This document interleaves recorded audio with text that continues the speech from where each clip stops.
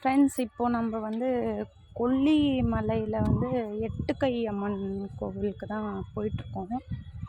எட்டுக்கை அம்மன் கோவில் வந்து பார்த்திங்கன்னா, மேலே வந்து பஸ் ரூட்லேருந்து கீழே டவுனில் இறங்குற மாதிரி இருக்கும். ஸ்டெப்ஸ் தான். அதில் அப்படியே இறங்கி வந்தீங்கன்னா மயில் கத்துது, கேட்குதுங்களா?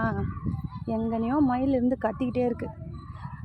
எங்களுக்கு ஆல்ரெடி நாங்கள் இங்கே புக் பண்ணும்போதே வந்து தண்ணி இல்லை, வாட்டர் ஃபால்ஸில் க்ளோஸ் பண்ணுற ஸ்டேஜில் இருக்குதுன்னு தான் சொன்னாங்க.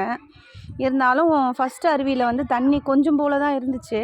பரவாயில்ல, ஆனால் குளிக்கிற அளவுக்கு இருந்தது. அதில் தான் போயிட்டு காலையில் குளிச்சுட்டு ஃபஸ்ட்டு வந்து எட்டுக்கை அம்மனுக்கு வந்திருக்கோம்.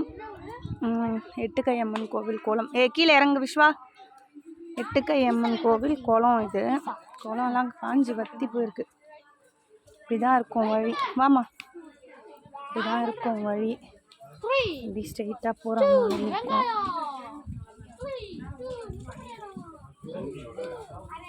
இங்கே சின்ன சின்ன ஹோட்டல்ஸ்லாம் வச்சுருக்குறாங்க. ஆனால் வந்து பார்த்திங்கன்னா, சென்னையிலேருந்து வரவங்களுக்கு நம்ம சென்னை ஃபுட்டு மாதிரி இருக்காதுங்க. ஆனால் வீட்டுங்கள்லேயும் வந்து நம்ம வந்து சொல்லிட்டோன்னா நமக்கு செஞ்சு தருவாங்க. இருந்தாலும் நம்ம சாப்பிட்ற டேஸ்ட்டில் இருக்காது ஃப்ரெண்ட்ஸ். இங்கே கொஞ்சம் போல் டிஃப்ரெண்ட்டாக தான் இருக்கும். அது நமக்கு ஆக்சுவலாக செட் ஆகாது. சும்மா ஒரு வேளை வேணால் சாப்பிட முடியுமே தவிர்த்து நம்ம கண்டினியூஸாக 3 டைமும் வந்து பண்ண முடியாது. கஷ்டம்தான். பாருங்கள், இப்போது ஓரளவுக்கு கிட்ட வந்துட்டோம். கிட்ட வந்துட்டு மாதிரி அடங்கி வச்சுருப்பாங்க. இன்னைக்கு இல்லை. அப்படி இருந்தோம் பார்த்தீங்கன்னா மேலே போகிற வழி இருக்கும். மேலே போகிற வழி கிட்ட போகிற இருக்கு.